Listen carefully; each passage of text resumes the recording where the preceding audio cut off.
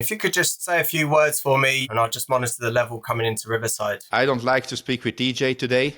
I love DC. I'm happy to exit. But then you don't get paid, DJ, you know? Actually, it's a shame. DC owns the company. He doesn't get paid. I get paid. You get paid. I don't get paid. But then, DJ, they are testing my microphone, not yours. can you just shut the up?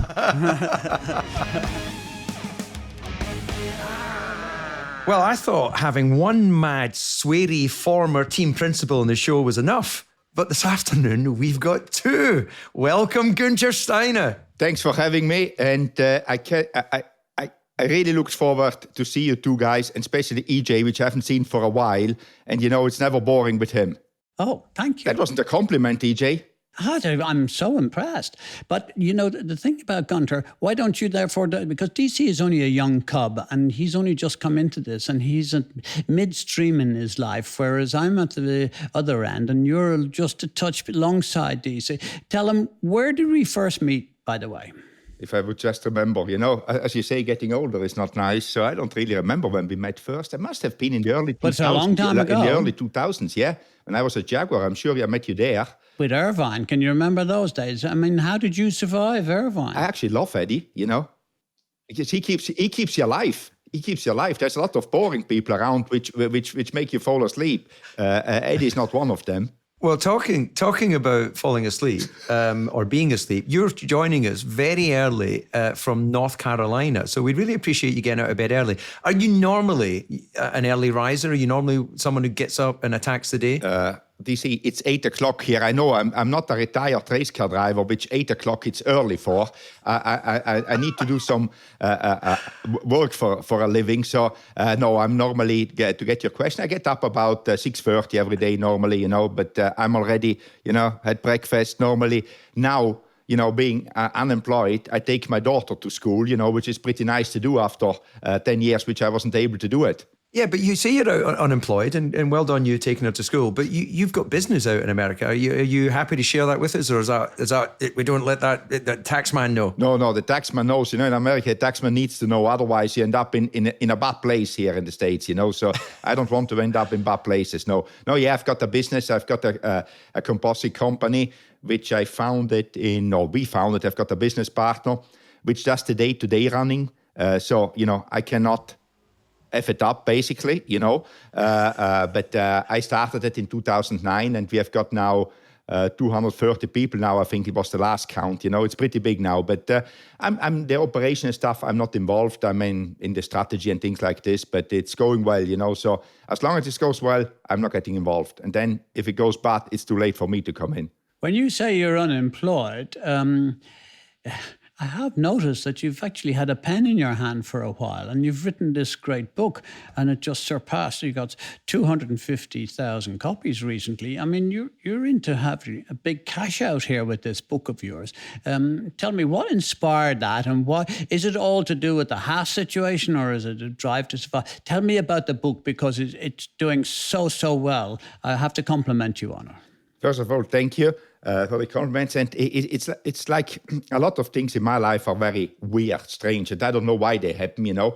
I was approached, in 2021 from a guy and saying, hey, we need to do a book. And I said, I don't want to do a book, you know, because, you know, what do I write about it? You know, no, we need to do a book. And he kept on sending me emails, and somehow I replied because you know, he was very nice on the emails, and some they said you need to speak with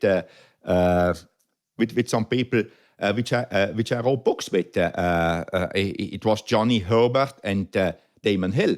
So I said, okay, I'm going to speak with Johnny if I see him next. And pure coincidence, I saw Johnny the next day at the racetrack and said, do you know this dude which is keep on sending me emails to write the book? And said, oh yeah, no, well, he's good fun. He's a nice guy. I said, okay.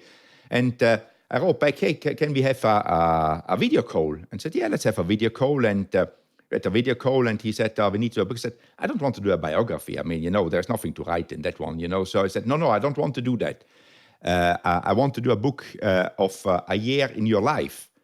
Next year, I said, I'm okay with that. But if it is going to be a boring year, what are we going to bloody write about? It's like, sometimes you have a year where nothing happens. Don't worry, something will happen in your life. And obviously it happened because we wrote the book and it was a success. So it's not like that I was looking to write a book, EJ. It just happened, And I was actually pushing it off for a few months, to be honest, saying, I don't want to do a book, It's but it was good fun to do. The guy is very good fun to work with. And there it is. I've got a copy of that book and it's great. It's really enjoyable. So I'm looking forward to the follow-up. Maybe that you could use the great name and fame that you have now to go into a series of, I don't know, like 50 Shades of Guenther or, something that takes us a little bit more on an erotic journey around the world of motor racing. Or composites. I think that is your role, DC. I'm not as handsome as you. So I think we have to get that role for you. But I think you just want to try to get the publicity out there that somebody picks you up for that one. I'm sure you would enjoy that role. Not at all. Oh, you guys! I have to say that the book was important because I think it just hit the sweet spot, didn't it? Obviously. We have to cut to the chase and we'll come back to the main part of the program. But, we're all a little bit disappointed that Haas and you are not together still, or there's a little bit of aggravation. There's pending court situations. You probably are precluded from speaking too much. Tell us what you can tell the viewers, because the anchors, they are massive fans of yours because they see... I've got that many people writing to me and say, in another life, you could have been Guenther Steiner. And I'm saying, in another life, no, I could not have been another Guenther. But they see, we were with smaller teams and the Jordan journey was a tough one. Haas's was a tough one. But no one remembers Haas. They remember you as being the front of that. And when I would go to a Grand Prix, you were always very kind, very generous, very accommodating. So I can see where that bond is. So the public's persona of you and me would be that we would be quite along kindred spirits. Is that something that's ever struck you or you thought about? Yeah, for sure. And I would just warn the people having both of us together in the paddock would be dangerous, But no, I think, EJ, I remember perfectly well when you were there. But I think the thing what we have got, we are thinking the same. We enjoy what we are doing. And if you enjoy what you're doing, you are outspoken, you say how you think things because you don't have anything to fear because it's honest, It's not like you're not saying it because somebody told you to say it. That is what you mean. And you live by your decisions, by your choices, And that, I think you did that. Obviously, you were, I would say, in a better position because you owned the team. I didn't own the team. But in the end, I didn't really, I wouldn't say I didn't care. I didn't care, not in a bad way. I didn't care in a positive way that, that didn't stop me to say my opinion, And I think you were very similar at your time. Obviously, at your time, you didn't have a camera following you and you didn't have a mic on. So that for the people don't know as much about, they know maybe about me because I was followed and I was in this era when Drive to Survive came out. So it's one of these things. But I would say what we have in common, we love what we are doing, and being at racing cars or something else. I don't think you ever did something which you didn't like sitting here. If you wouldn't like, you wouldn't do a favor to DC. If I wouldn't like to sit here, I wouldn't be here. I would say, no, guys, I pass. And honestly, I would pass. But, sitting here for me, with you and DC, it's an honor because you are people which make this sport, or we are part of this sport, what it is, And I think that's a cool thing in life to be able to do. I agree. Yeah, motor racing has brought us all together. I started out in karting. EJ started out in cars as soon as he had a few pennies. EJ started out stealing cars, by the way. But anyway, stealing cars, yeah. Probably. Actually, that's true. Stealing or cleaning? Both. Stealing, both. And as far as I know, Guenther, you started out, first of all, with rallying. But is that the backstory? Was it coming through rallying, or did you have another route towards growing up through the sport like you have? No, as a kid, I always loved racing cars, and I don't know where it comes from. My family has nothing to do with it. I come from an area where there is no racing cars at all. Racing cars are almost something, it's a sin to be into racing cars in the mountains.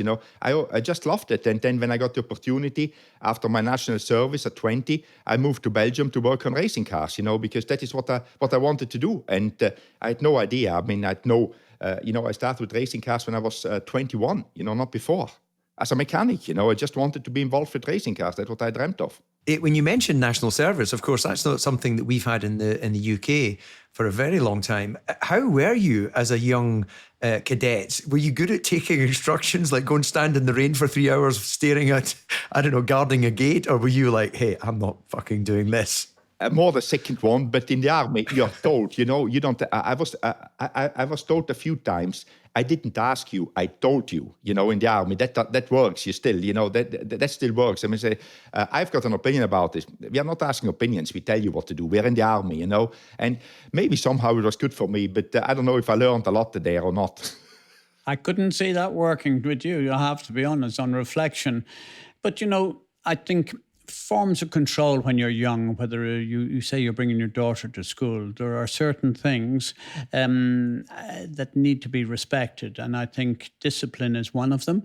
And we're trying to get a little bit serious here for a moment. But, it's the same as when you're running a race team. If you say in the heat of the moment to ask somebody to do something and, change the tires, or we do this, or we do that, we do that, you expect it to be done. You don't need somebody to answer you back. And I think Army life, and as a cadet, you say, Guenther, it gives you a sense of you need to do it and you have to do it, and you don't ask the question, you just goddamn do it because they should know better than you. Yeah, I think Formula One teams actually, and I'm sure it must be the same in world-class rally and sports cars and everything, there is that chain of command which is not challenged in the way that it seems today in life. There's so many people challenge everything. I see even the Eurovision Song Contest has got various competitors complaining about the way the whole thing was operating. I'm sure several years ago, whatever their complaints are would probably be the same, but no one was voicing them. They were just getting on with their opportunity. So how did you deal with this changing world that we live in, especially when you've got young people coming in as mechanics and maybe they want to go, well, why do I have to stay up late?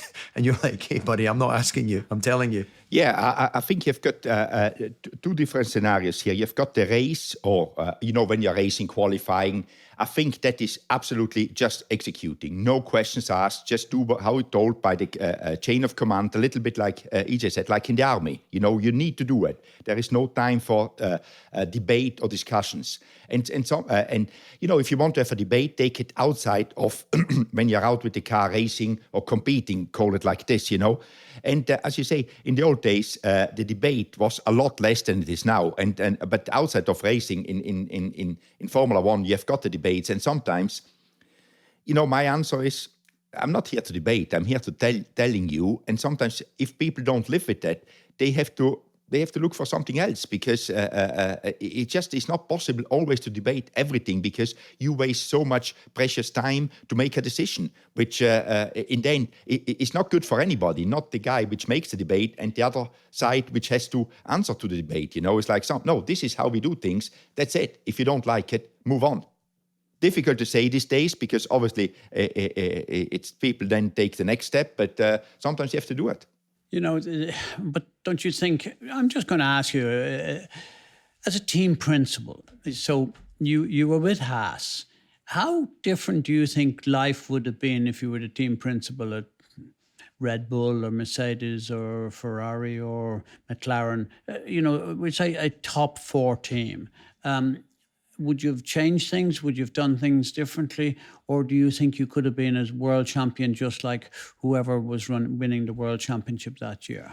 Very difficult to answer, but I think every team has got this particularity, and you cannot, because obviously how the teams are structured are so different, how the ownership is structured is so different. If you work for a big corporate, take, for example, Mercedes, I think behaving like I behaved it wouldn't have damaged their brand, but they wouldn't have allowed that, and not behaving because I don't behave badly. I just have got my own style. And I think a big corporate doesn't like that because it is a big corporate, while a small team, you've got a lot more freedom, but that comes at a price. You don't have the resources and you don't have so many people behind to try to help you to make decisions. So I think every team is a little bit different. And I think we can take DC here. DC drove for McLaren, which is I think has a corporate structure, one of the strictest ones. And then Red Bull, which has a corporate structure of the big teams, already,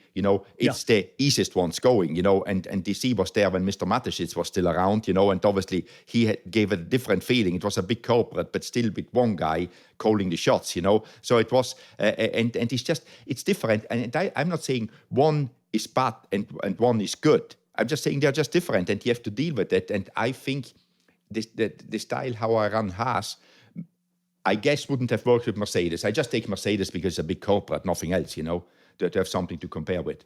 Yeah, it's interesting though, actually, Guenther, you say that because actually, if you remember our friend Niki Lauda, he was a very straight talker. Now he may not have been day-to-day involved in the nitty-gritty of Mercedes. He was at that, let's say, dealing between, I guess, the team and the drivers, or Bernie as it was at that time. But he didn't really pull his punches. So in that way, you're both very similar. So I wondered if it would have been that difficult. But I take the point you're making. But Niki was someone that you knew. Did how was your relationship there? Did anything you particularly took away from his style? Yeah, no, I think you're perfectly right. But if you look at Niki, in the beginning with Mercedes, when he got in there, when it was still the small Mercedes, he was a lot more outspoken than towards the end. I think they reined him in a little bit. That's my opinion about it. And we both know him very well, and we know Niki. Sometimes, he would tell you something and then he wouldn't say it publicly, while 5 years before he maybe would have said the same thing with a microphone in his face, He calmed down a little bit, but I liked when I worked for Niki at Jaguar. I liked to work for the guy because he called a spade a spade. If it was bad, he told you. If it was good, he told you. And there was no, what we said before, there was not a long debate about things. So sometimes it was almost too black and white because for Niki, everything was black or white. And sometimes in life, there is some things which are not black and white. We have to admit to that. But for him, gray didn't exist. He just didn't know. He just didn't know that color. So, but I love to work with him because in the end, you always could get to a conclusion.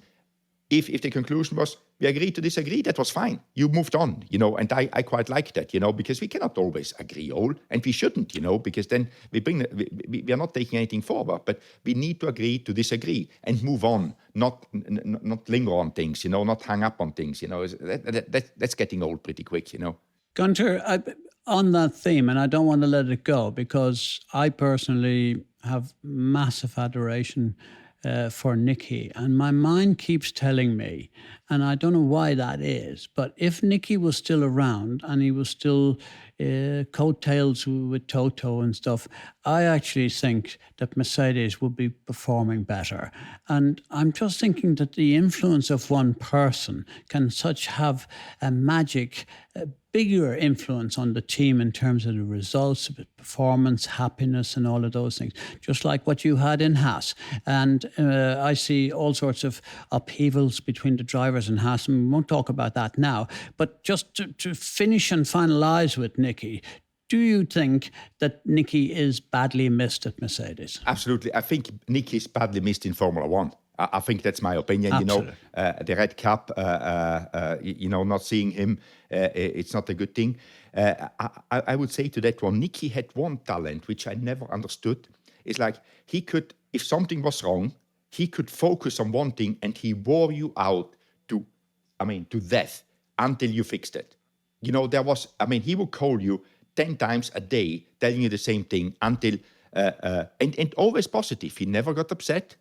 He always put it in a spin. It was annoying, but not upsetting, And he said, to get, like when you've got a mosquito around, you try to get away with it. I said, I need to fix this because I cannot stand anymore that he phones me next time. And you felt also proud if you fixed it.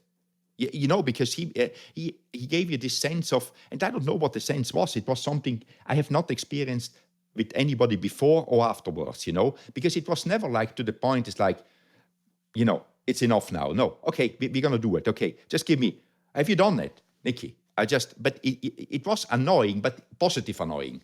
Oh dear, we miss him. DC? Yeah, absolutely. He was an incredible man. I remember he was also more than capable of having a wee dram. As Eddie will remember, he crippled me one night with alcohol. And had to carry me to bed, which, I thought I had a reasonable tolerance, but Niki got the shots out. And then before I know it, I think thankfully Eddie stopped at getting me undressed for bed. Otherwise, that could have been a bit embarrassing. No, I undressed you for bed. Did you? You were absolutely comatose. I've never seen a person quite so bad as you. I might explain my underpants being my head. Well, that was me. I was trying to steal them. About naked men here, I rang the producer on my way to work the next morning. I got a merciful hangover.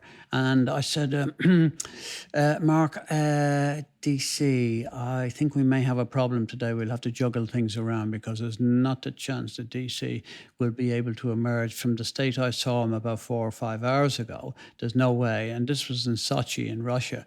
And walking to the track, as you know, because that was the easiest way to get there. And Mark Wilkins said to me, Eddie, DC is sitting here beside me. Oh, what's the matter? And I said, you're joking. He can't possibly. This man is. He said he's hollow legs. I don't know where he's put that alcohol. I do have the Scottish gene, which enabled me to get back on the pitch when work was required.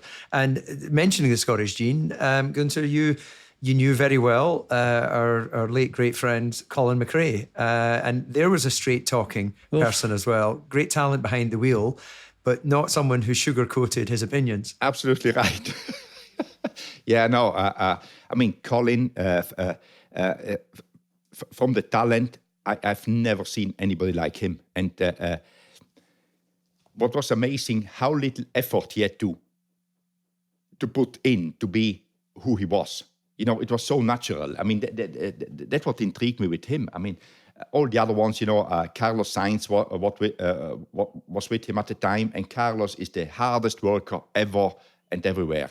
Colin is just and did the same without even thinking it's like, Colin was the talent. It was just there, but as you said, he didn't want to waste time. Not his time, not your time. If something was wrong, it was wrong. I'm done with it. I'm moving on. He didn't give you. A guy, when we spoke about debating stuff, he would be very good to debate stuff these days because there was no debating with Colin. Either it was right or it was wrong or I'm out of here, It is like, but I had a very good relationship with him. And as you say, we miss him because he was another very, a character which, there is no, I don't know anybody before him like him, but I'm sure I don't know anybody after him, because I met quite a few people. And it was great to work with him because he was such a talent. He had no fear.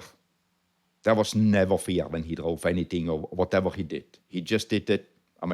Nothing can happen to me, It's like, it was scary sometimes, but it was great to work with him, It was very great, and he could drink as well. By the way, EJ, he's not the only Scotsman which is strong in drinking. He's not an Irish softcock. Mind, there's not too many of them around either. But anyway, look, Guenther, I've got to ask you this because we can talk about motor racing and people like that. The adoration and the appeal and being stopped on the street and signing autographs and stuff. This is a miracle, isn't it? It's just happened, and you happen to be the one person. Let's take credit where it's due. Drive to Survive is being credited for being the single most important factor in the increase of viewership or awareness or appeal for Formula One with Liberty. And you were at the forefront of that. And as you know, I don't want to blow too much smoke up your body, but give us a reason as to why it happened. Was it a surprise to you? And what are you doing to maximize it? Because obviously you should do, because you've got such a great persona. I'm intrigued as to know, what are you doing? How it happened, I don't know, because there was no intent. When they started to film, I had no intent. I had no idea what this was going to be. And I think none of us had an idea what Drive to Survive will do to the sport. I was just one of them. And I remember when, because I haven't watched any of it, as maybe you know, I haven't watched any of it, will not watch it. I remember when the premiere was, the day after, there was a F1 commission meeting. You know how they are, EJ. You walk into all the team principals, the president of the FIA, which at the time was Jean Todt, and the CEO. And I didn't go to the premiere in London. I went to the meeting, and I walked in there, and everybody was like, wow. And I was like, what have I done this time, because I'm known to do stupid things in my life, So, and I was like completely taken away. And, when you get that feeling, I actually don't want to be here. This is embarrassing. I don't feel well here. Just stop it. Just please take the agenda out and let's talk about Formula One instead of talking about what is Drive to Survive and who is doing what. And in that moment, I decided I'm not going to watch it, And you get this feeling. So how many people will have an opinion now on you when you go out here? What will your wife say? Because obviously they showed maybe a 10-second clip of it, and most of it was me using the F word on that clip, and it was like, whoa, this is not good, And in the end, it ended up to be actually not bad, but I never asked my wife what she thinks about. She never told me. I will never ask, because sometimes you don't want an answer. And I decided not to watch it at that time, and haven't watched it since, because I'm not an actor. I don't need to watch myself to do better, I'm just doing my job. And some people complained, we put so much time into it. I said, I didn't put a lot of time into this one. I just went along and put a mic on and was filmed. So back to your second question, how to actively, I'm not doing anything actively to do things like this. Obviously, a few agencies rent me out, call it like this, because people I get to know. I mean, would I be on this show with you two guys without that? I don't know, but I don't think so personally.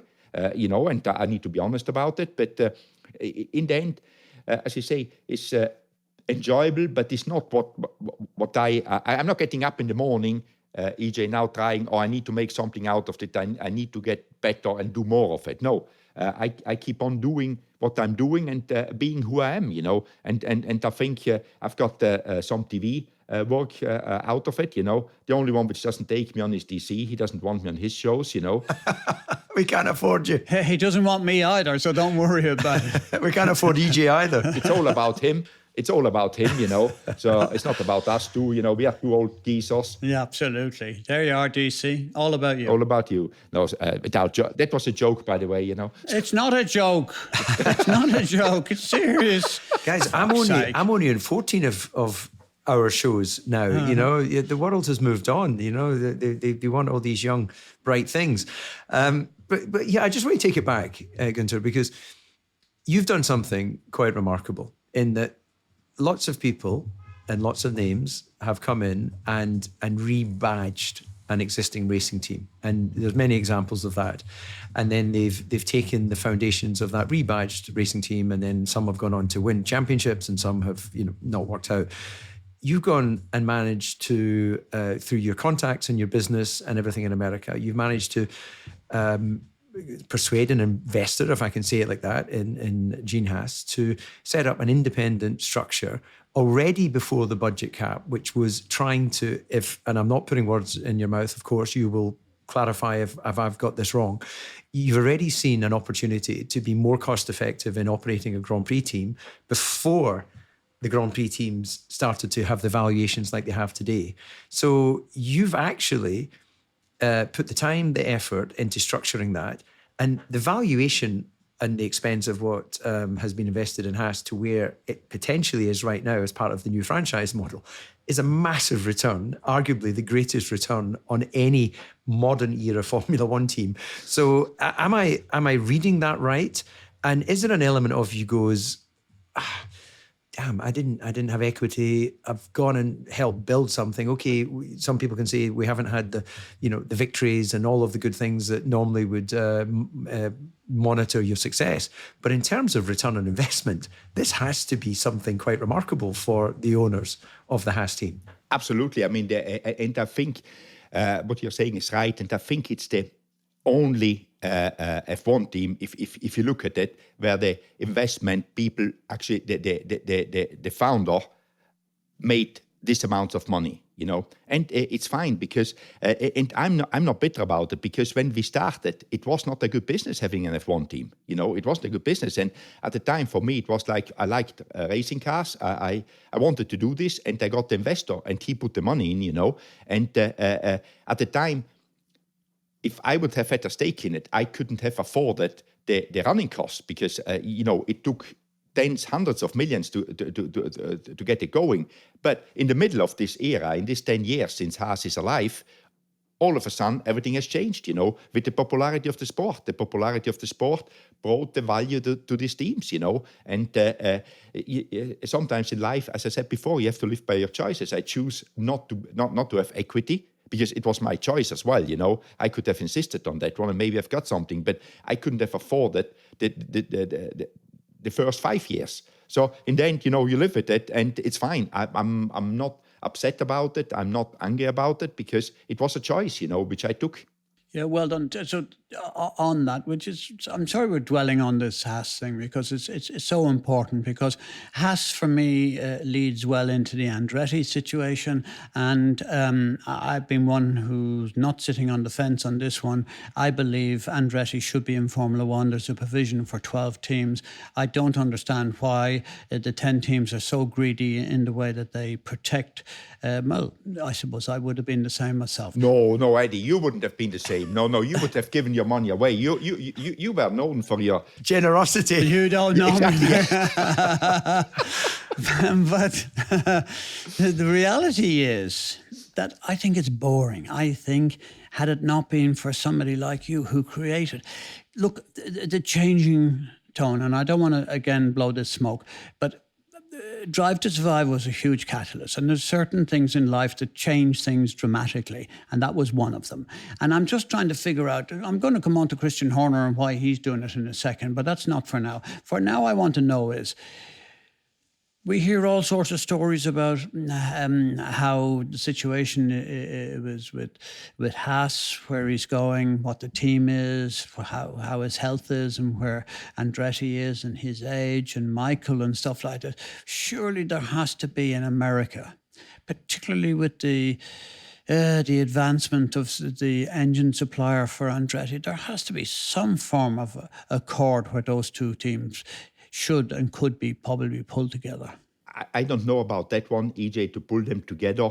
11 team, obviously, where the sport stands, and you have been there in the tough times, or we all have been there in the tough times, where it was difficult to bring 10 teams to the grid, because there was not enough money around to go around. And I think FOM is just protecting the well-being of the 10 existing teams. That is how I see it, Eddie. In the end, if it makes business sense to have an 11 team, and I'm not going down to Andretti, I'm just saying for anybody, because it's not personal or anything. It's like there needs to be a good case how the other ones are assured that they get at least the same, if not more, because an 11 team brings more work, more difficulties, you expand.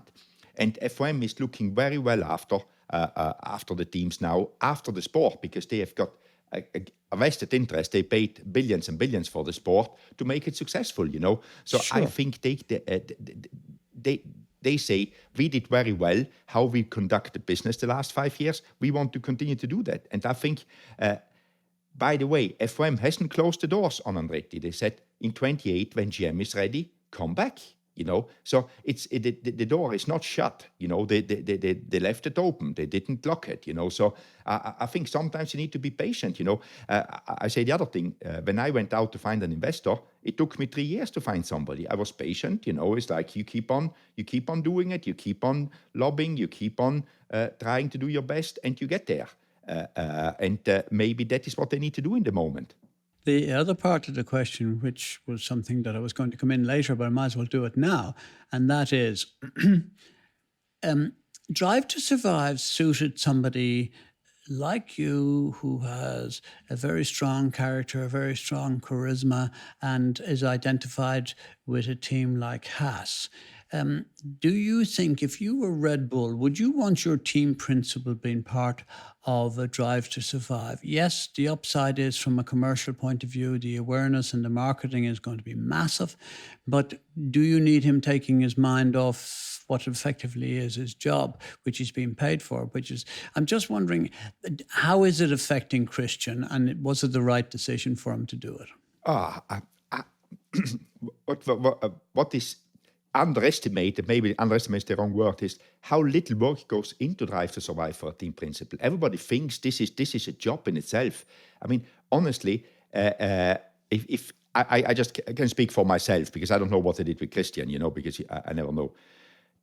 What the filming on the racetrack doesn't take 1 second. I mean, it takes a minute to put the mic on. The rest is no difference to a race weekend and another thing. You have about 3 to 4 sit-down interviews a year for an hour. I mean, you do interviews anyway, so that is just part of it.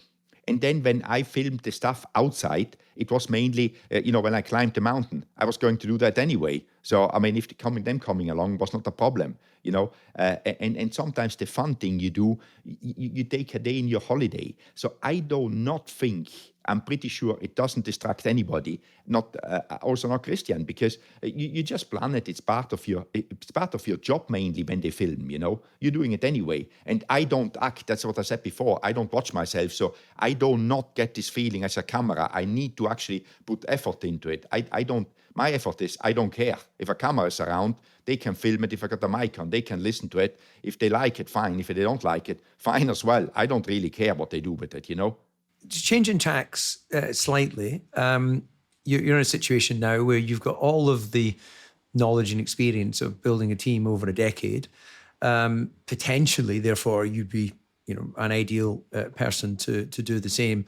Should Andretti, for instance, there's also Otmar, someone else that was at Alpine, who's now around and about, and I suspect you've all got your contracts that you have to see out, periods of gardening leave and all that sort of thing. But to get your crystal balls out, are you still as hungry, as motivated to get stuck in again in the world of Formula One? Are you very much just sort of playing it by ear, taking the opportunities between your composite business, your TV work, taking your kid to school? What does the future look like? Do you have a master plan, or are you just riding the wave right now? I mean, first of all, what I'm doing now, I'm enjoying, because I learn so much more, which in the future can be an advantage to me. I see that, and I was lucky to get in this position. I never expected this one, and I've not got a master plan. There is, if there is a project comes along, or I work on projects which can give me the opportunity to be on a podium. I'm not going around trying to get a job as a team principal in an existing team in the moment. For me, it needs to be something where I can say, I have the chance, like when I did Haas, I went around to find an investor because I wanted to put on an F1 team, Or I was trying, not I wanted. I didn't lose any sleep over it. I just like, this is what I'm going to do now. I try to do my best to get it done.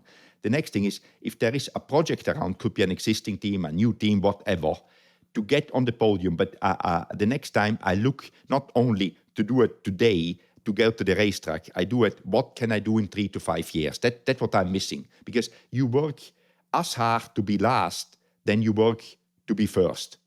So it's just like how you do that. And for me, just going into a team which is 7th, 8th, and is fighting for the same thing like we did at Haas, not to become last, that is not what I want to do anymore. I'm done with it. Have done it, got my T-shirt, I can move on. If there is something I can do to have success, and for success now means podiums, not only to be there, then I'm going to do it. If that doesn't come up, I'm pretty happy where I am.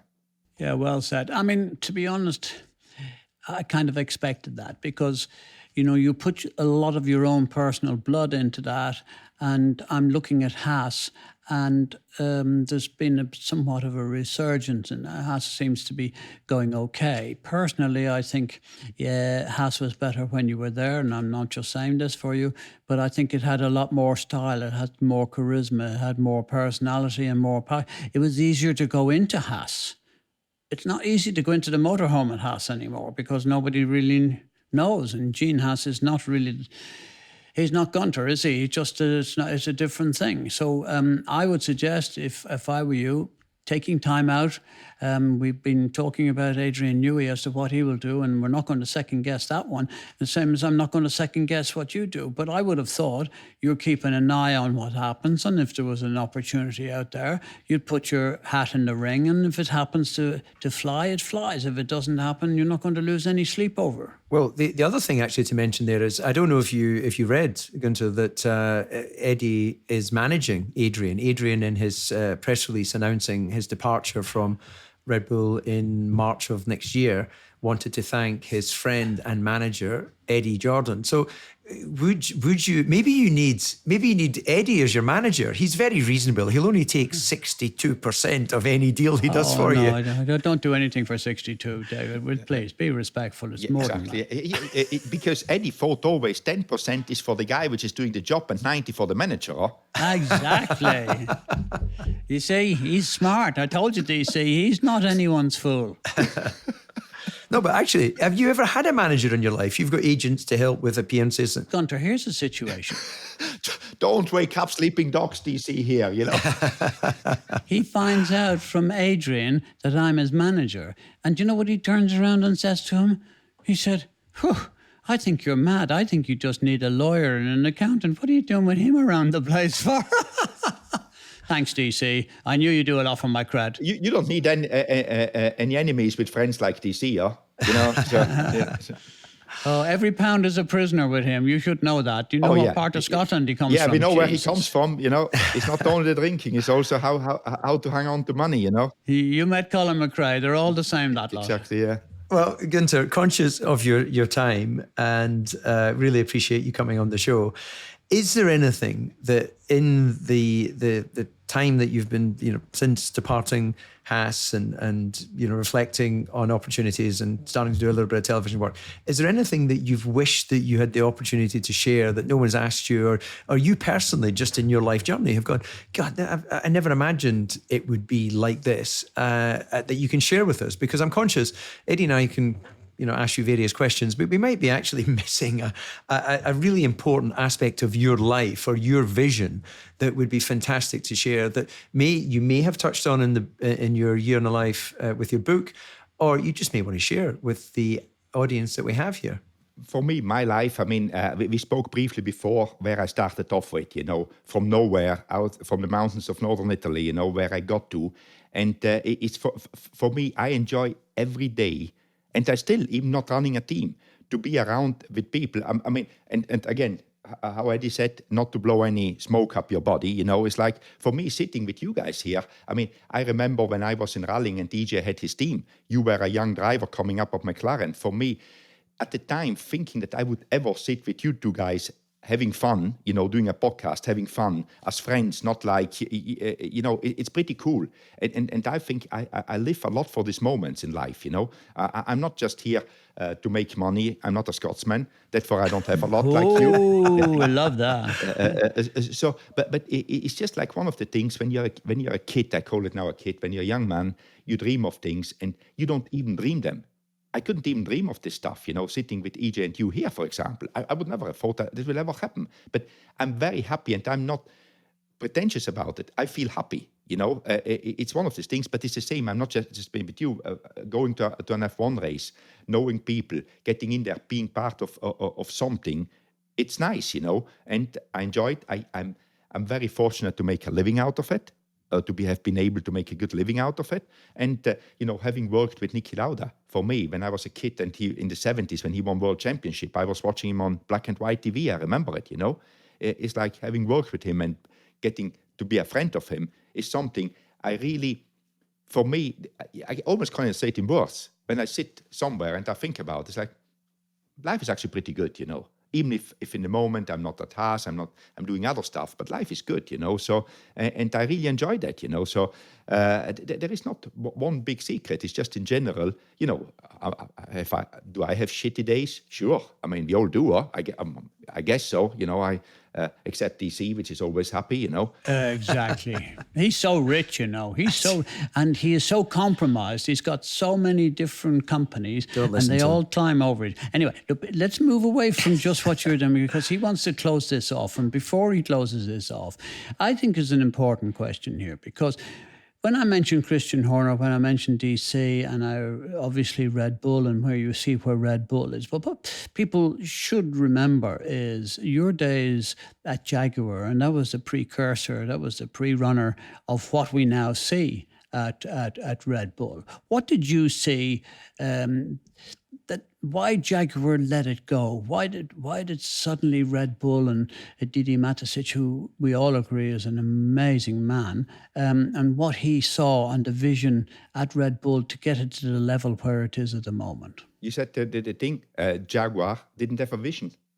I mean, that was the only thing. At the time you needed investment. DC was there. I was there at the beginning. I was there at Jaguar. There was just no vision. There was no understanding of the sport, of what was going on. There was just there was a vision, but not a good one, obviously, because a lack of understanding of the sport, from a big corporate. I mean, you were around, Eddie, at the time. Sure. When I was there that year with Niki, in the middle of the year, I had to let 70 people go, in July. How you do that? How can you, we cut the budget now. I mean, okay, so how should we do that? You have to let people go. No shit, It's like, how can you be successful if that was your vision? And it was just decided by this, because nobody had an understanding of the sport. And that's what it is. It's a very complex sport, and you need the right people. While Dietrich Mateschitz, I mean, he was around F1 long enough, and he was invested in Sauber and doing all these things. And I spoke with him before that in 2000. He wanted to buy a team. He just waited the moment, and then when he bought it, he knew what it takes, and he did it. He didn't talk about it. He did it, And what a great piece of judgment. I mean, we often underestimate, because he was such a generous, kind man. What we don't realize and didn't realize, what an astute, unbelievably professional person he was in terms of a business entrepreneurial skills, which he had in abundance. And the vision and where Red Bull has come from to where it is now is unprecedented in many respects. So he's another one. Alongside Niki and Didi Mateschitz were great friends.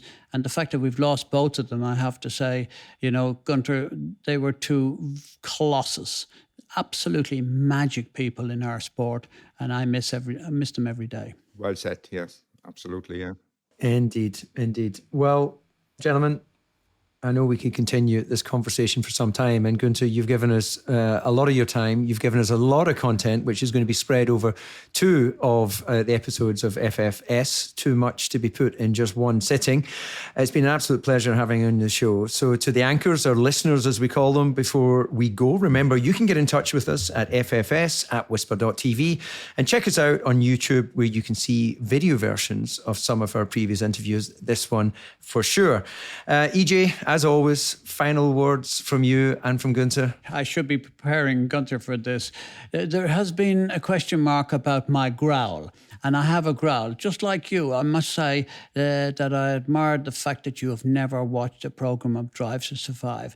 And believe it or not, it took me an awful long time to go back and look at anything I did with Top Gear. And I can't listen to myself or watch myself. So I can barely. Yet another thing in common. I can barely watch you, EJ. And mainly because, Guenther, you have a big nose, I have a big nose, and DC has the biggest jaw that has been created on a human. So on that, I will leave it. And I will go my growl. Ladies and gentlemen,